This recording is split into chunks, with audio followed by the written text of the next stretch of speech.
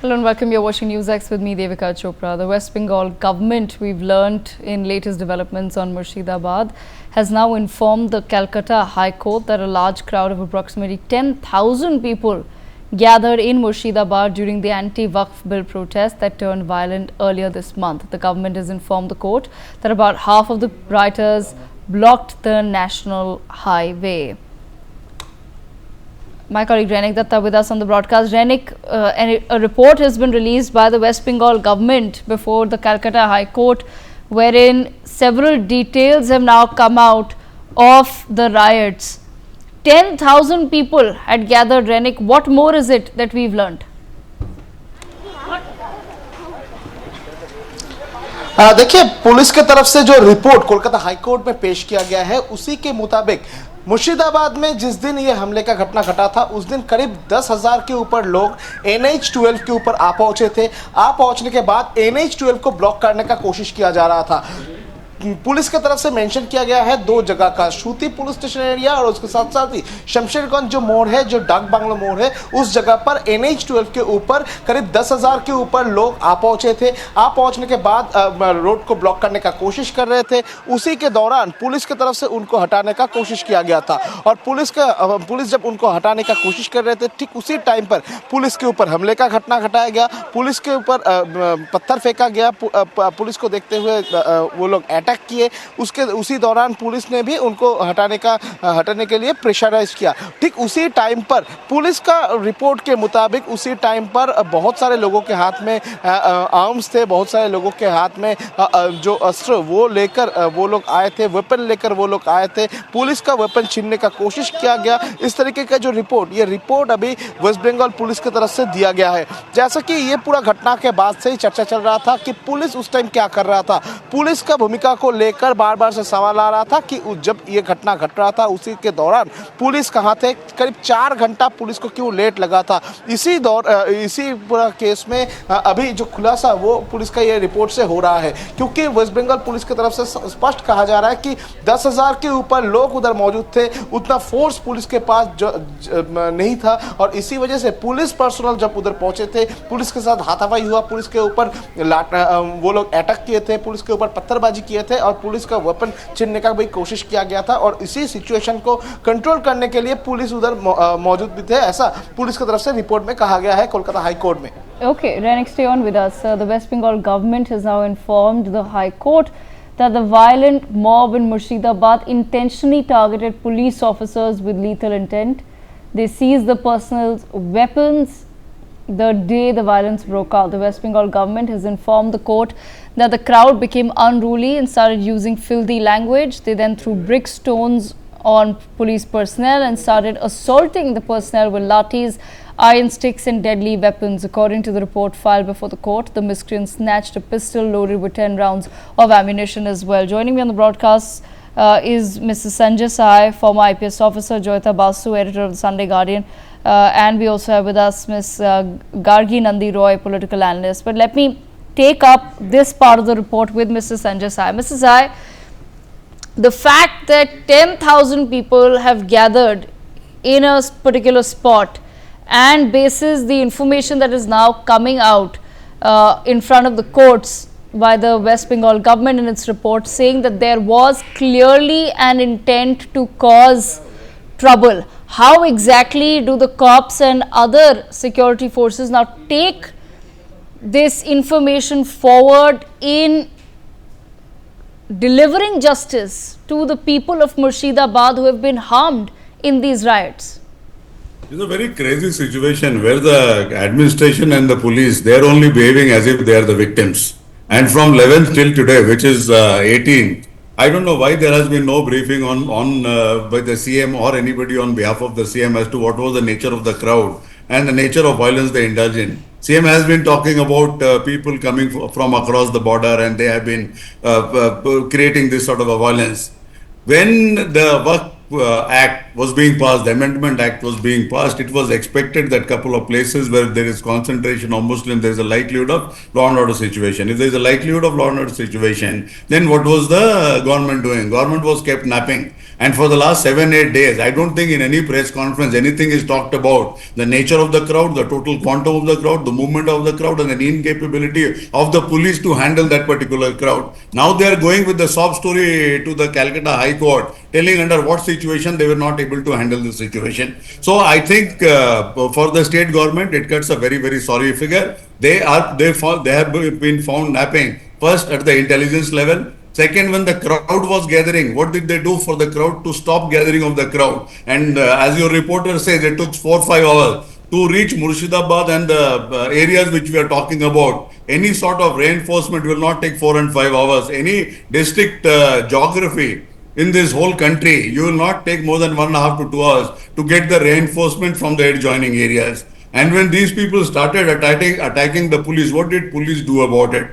They say some Glock pistol also, the miscreants, they wanted to take away or they took away, I'm not very clear about that, and 10 rounds of ammunition. So this whole process basically seems of abdicating your mandated legal power and the legal authority and the legal duty. That is what precisely it has happened. Post that, some 60 odd cases were registered, 270 people have been arrested. But this is broadly what from a very policing and a very professional point of view, these are all the lapses and the lacunae which has taken place. And suffice to say, this is not the only case. I've been following West Bengal police and West Bengal policing at least say April last year, and through a whole of this Arjekar incident, where we found that the mob, and that also was some 3,000, 4,000 mob coming in the middle of the night to a hospital. So there are any number of such situations which we have been seeing where the government has been found napping, and they have tried their level best to create a sob story and making a victim of the police itself for its inaction, lack of intelligence, capability to respond, and capability to bring a normalcy at a very fast pace. And I think another 5 companies of paramilitary, inclusive of BSF, has also moved out to the place. And since 11, I don't think any other incident has happened. So I think it will be in the fitness of things that policing is taken in a very serious manner, and the right sort of a preparation is done, inclusive the intelligence inputs. And if the paramilitary is required, I think they can be requisitioned in advance rather than putting people into jeopardy. It might be work, it might be political, it might be any situation. The job of the police to handle the law and order situation, it is their job to have the intelligence, their job to keep things under check and bring, in case it goes out of hand, bring normalcy as soon as possible, take the responsibility, communicate with the people. Whether it's political leadership, police leadership, or the bureaucratic leadership, I think they have been found wanting as far as the communication is concerned. And we have been talking in news studios in the manner we did. There has to be somebody from the government, and it cannot be only the political spokesperson of the political parties who take the responsibility and the mantle of the government and speak on their behalf. Okay, some more news coming in. The West Bengal government, in its statement before the High Court, has also stated that a part of the unruly mob vandalized, looted and torched many private shops, temples and houses at several places. They even blocked the national highway for around 4 to 5 hours. The government has stated that senior police officers attempted to persuade the crowd to disperse, but once they blocked the highway, citing disruption to ambulances, school buses and public transport, the mob ignored the requests of the cops. The report has mentioned that 60 FIRs have been filed in the Jangipur police district of Murshidabad in connection with the violence after 3 individuals lost their lives in the unrest. Gargi Nandi Roy, I want to bring you into the conversation. What do you make of some of these latest submissions that have been presented by the West Bengal government before the Calcutta High Court, where they say that it was a mob of 10,000 people and that, as per their own report, there was an intent to target specifically police officers. So this is clearly not a case where a crowd gathered to conduct a peaceful protest, which is of course the right of every citizen of this country. But from the West Bengal government's own reports, it screams that this was a pre-planned conspiracy. Yes, thank you, Devika. Thank you for inviting. See, Devika, firstly, this report contradicts Mamata Banerjee's narrative that everybody came from outside. It is very clear that whatever happened, it was premeditated, it was pre-planned, and there must have been intelligence. But Mamata Banerjee let it happen. It cuts a very sorry picture. A survey shows that West Bengal police ranks the last and the bottom rank. It is 18 among 18 medium and large states. There are 41 posts of constables which are vacant. All the women reserve police posts, they are all vacant. What have surged?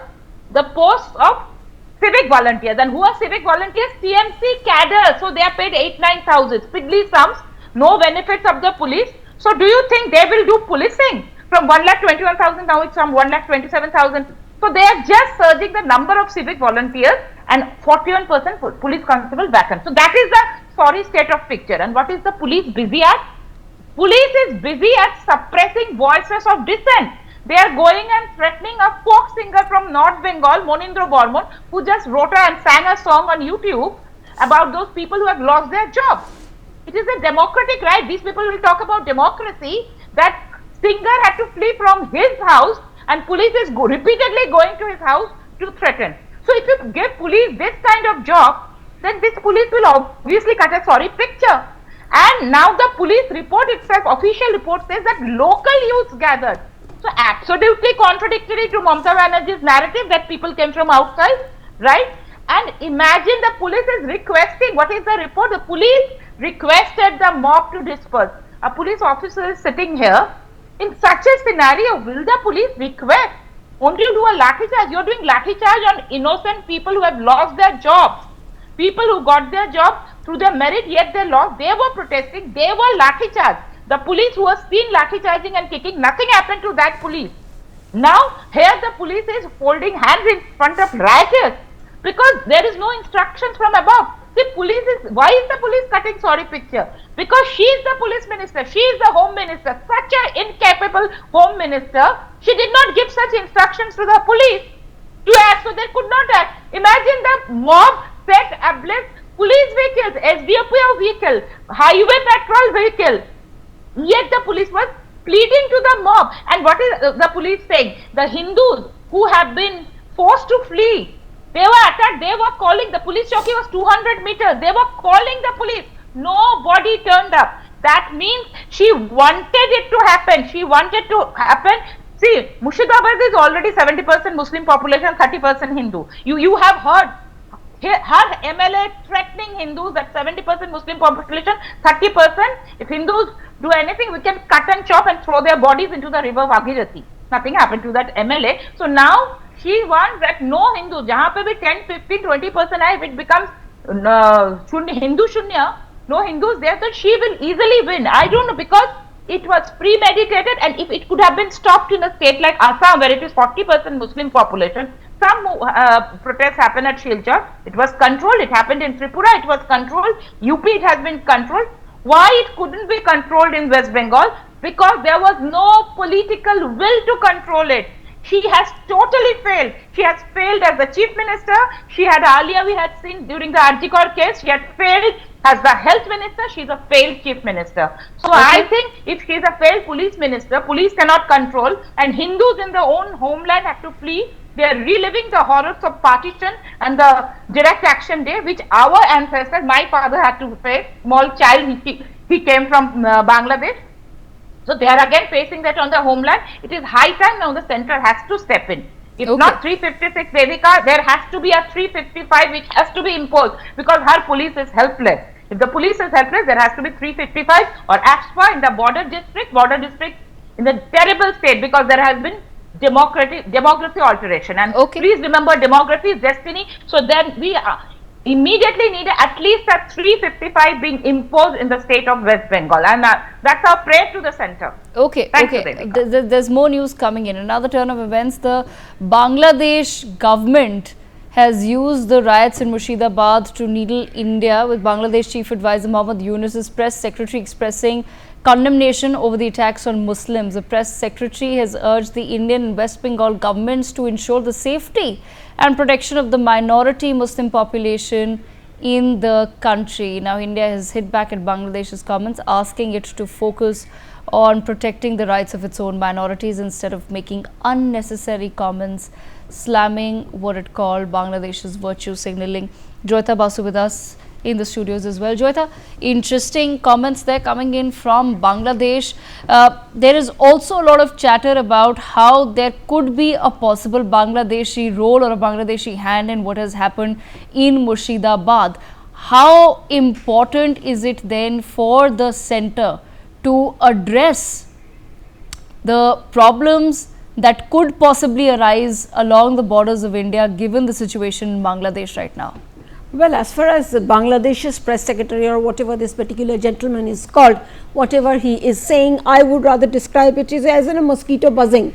You ignore it, and I think what our MES spokesperson has said, that basically they are trying to be too clever by half. Just ignore it.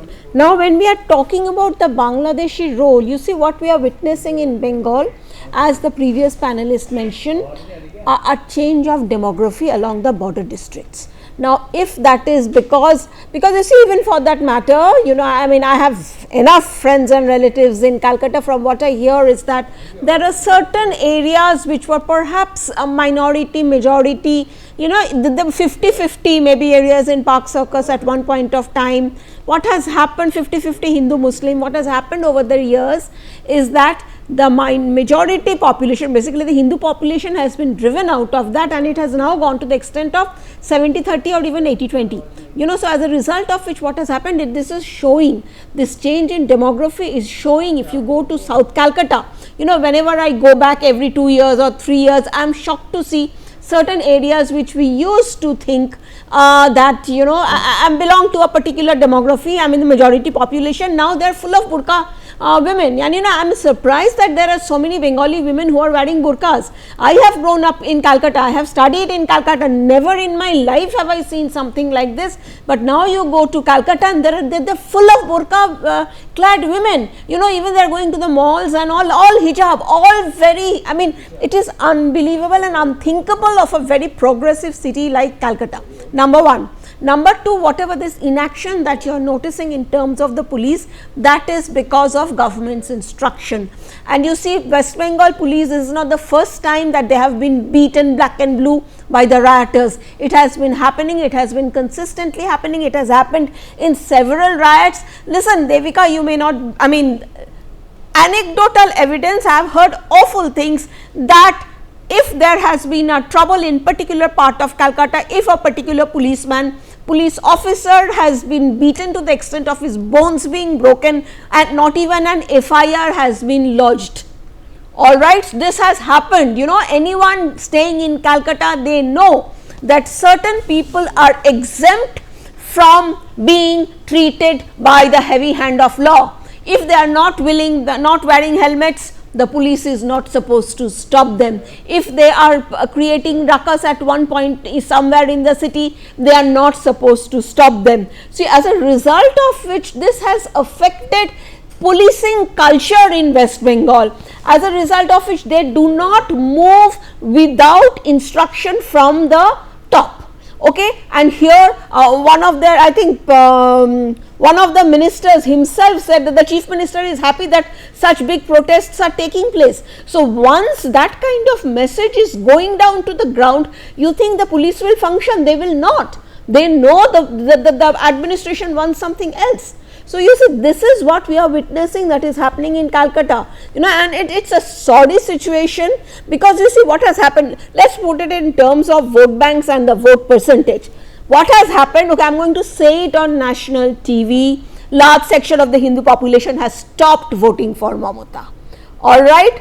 Her vote is totally dependent on the minorities. Now, if you have got, say, maybe out of 293 seats that West Bengal, 120 or 100 seats are decided by the minority community, then who is she going to? All she needs is that 30% or so captive vote, which will anyway go to her 99% of that vote, and you need 10% of the rest of the Hindu vote, and you cross the majority mark. Now, when this is the situation, what do you expect to happen?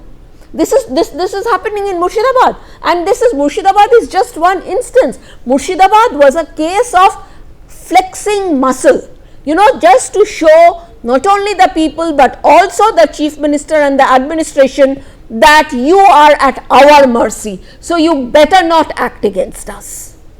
Okay, Mrs. Sai, if the situation, as is being pointed out by your fellow panelists as well, if such a situation is to continue, how difficult will it become then for the government to really look at antisocial and troublesome elements somewhere becoming more and more in number as far as India's border districts are concerned? Could you please repeat the question? There is some break in between. Okay, Mrs. Sai, can you hear me now? Yeah, I can. Yes, I'm talking about, your previous panelists have also, your fellow panelists have spoken about there being an attempt to change the demographics of India's border districts. Keeping the demography of it aside, I want to understand from your perspective, how crucial is it for India to act right now, or rather for the centre to act as well? Because one complaint that has been made against the centre is that the centre has been very soft as far as West Bengal or any sort of riots in West Bengal are ever concerned. Why do you think that complaint comes up against the centre in such a situation? First and foremost, what is the problem statement? The problem statement is that demography change is leading to flexing of muscles, and that flexing of muscles is impacting the community which is in minority, or it is the decreasing as the times go by. Whether it's the state government or the central government, if this is actually happening on the ground, and the two of my panelists will make us believe that it is happening there, in that particular situation, is the state government, being the custodian of law and order, has to set right things. From the policing perspective, we don't get into 60%, 70%, 80% and things of that nature. What we are really interested in, whether the law and order is being maintained or not, and whether there is a due process of law, and that every citizen out there gets the policing which is desirable in a democratic state. West Bengal has been famous not only in this current dispensation, it has been famous in the CPM rule also, where it is a political policing sort of a thing. And I think the panelist before me has been talking about on similar lines, case being registered, case not being registered. There were instances where I think the CPM used to give a chit, and on basis of that, cases used to get registered. Now we come to the central state issue.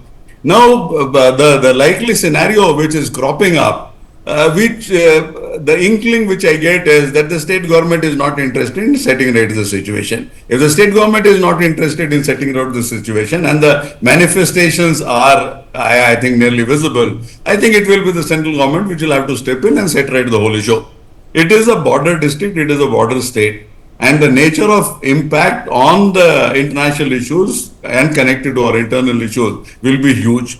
The border is porous, that is pretty well known, and there are lots of things which have been happening which is impacting lots of other areas in this country. Suffice to say that law and order and a situation of this nature can be controlled by any state police in this country, given their competence and their expertise. And if there is a political will, these things can be set right. It is certainly not a law and order situation of a magnitude which cannot be handled by West Bengal police.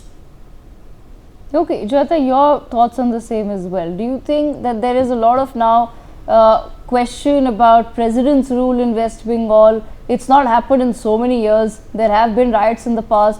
What really makes this situation any different? Well, the thing is, you see, West Bengal is reaching a tipping point. West Bengal is sitting on a powder keg. And the whole point is that unless and until the centre wakes up, well, I would like to believe, and I am told that centre knows, but you see, there are severe political consequences of imposing or basically trying to getting Mamata Banerjee out of power. You see, she is going to go to the, and she knows how to whip up emotions, she knows, and Bengal is a very strange political place, when you are coming to the left front government. I mean, the state, in spite of running the state to the ground, the left was able to, and after committing massacre after massacre, and in fact, it's a fact that this whole bringing in Bangladeshi started in the left front rule. So, you see, in spite of that, they were able to rule for 35 years. So, the whole point is that unless and until you are giving them a credible opposition, so that this thing is not going to work, because people will forget. You see, that is the thing about public memory. Public memory is very, very short. So, until and unless something sadly, I hope it does not happen. You see that there should be a proper democratic election and all that, but yes, the politics is such in that state, it is so badly polarized, it seems like Trinamool is set to continue, and the thing is, so that is why Mamata Banerjee has the responsibility to rule the state with some kind of accountability. It is not just about politics, it is, but the problem is that, and I am worried that Mamata Banerjee herself has lost control of the ground. You see, there are these pockets that have not just pocket, major swaths, I would say, you know, where these muscle men have come up. Remember the Shah Jahan incident, Sandesh Khali? So, similar pockets are everywhere. Where are these local goons who run the writ, where the police's writ does not run. So, you see, governance has been kind of, I would say, delegated to these people, have been given to these people, and she is totally dependent, and sadly it looks like she has lost control of the ground to several criminal elements. Okay, Gargira, I wanted to make a point. I just have 30 seconds, Gargira. Yeah, I think I'll agree with her on that point, that, you know, Mamata Banerjee, in her quest for power, she herself has created such monsters and Tika Khans, the butchers, that she is to some extent unable to control them. But now the center has to step in. As she said, even everybody wants a democratic election, but in Bengal scenario, which is very difficult, only if a president's rule is imposed, I think you can have a proper election, because fair election is very difficult for it to happen in Bengal. Half the people don't come out of the house to vote. TMC goons go and threaten people, don't come to vote, we will take care. You don't know the situation, we know, and I will repeat, she just said that demography change is visible. Let me tell you, if Bengal is not safe, India is not safe. If demography is changing there, it will change across the country, and we have seen that in other parts too. If she is talking about burqa-clad women, whom we have never seen when we were growing up in Bengal, now in every part, if those illegal Bangladeshi Rohingyas are entering, given Aadhaar card, voter card, and they spread across the country, they come to the financial capital Mumbai. You go in these pockets, Malad and all, you will see we have never seen all burqa clad getting surprised. So this is a dangerous thing, and this demography alteration is not happening by chance, it's happening by a design. The central government has to really take notice of this. If such thing is happening by a design, it is dangerous thing. They have to take a notice that yes, law and order is a state subject, but now if the government of the state is a failed government, a failed chief minister and failed home minister, the center has to step in. Otherwise, God save Bengal. Yes, she correctly said, even after so many things, it is very doubtful that no opposition will come in power next year. Mamata Banerjee, there are more chances of her coming power. Obviously, the demography has 30% vote, and then there is the elite Bengalis, the Bhadralok Bengalis, which is a section that gives her 40-45%. And this elite Bengali, they have a mentality problem, which I personally feel, being a Bengali, they believe in regional chauvinism. They feel Bengali Hindus are superior to others. They have very progressive. They think their identity is first a Bengali, then a Indian, then a Hindu. I will say I'm a Indian, Bharti, I'm a Hindu, and then I'm a Bengali.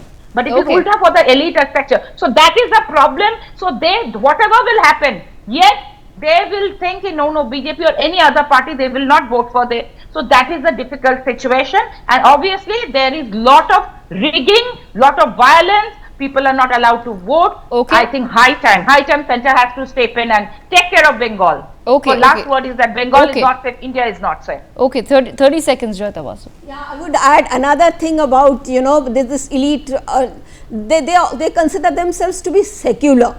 But so as a result of which, this is a big thing. We do not associate with people from North India. We are the meat eating, we are even beef eating people. How can you have people who are coming from the north? So that mentality comes in. But surprisingly, I have witnessed even among this class, this worry had started growing, that this is increasingly becoming an existential crisis for Hindu Bengalis in West Bengal. And you see, so it is a problem that they are also realizing, but it's a different matter that they have still have not been able to come out of that secular mindset. And when it comes to rigging, it is actually a problem even in a city like Calcutta, in South Calcutta, posh areas. There are, when voting happens, people are not going to believe it, but they will. Certain elements will keep the voting machine in front of them, so the voters will have to come and cast their vote in front of party workers. So what kind of fair election are you talking about in that state? That state, sitting in Delhi, sitting in any other part of India, I would say even sitting in a place like Bihar, you will not be, or UP earlier the way it was, you will not be able to imagine what happens in Bengal. Okay, all right. Unfortunately, that's all the time that we have. But I thank all of our guests for joining us to take this conversation forward. With that, we step into a very quick break.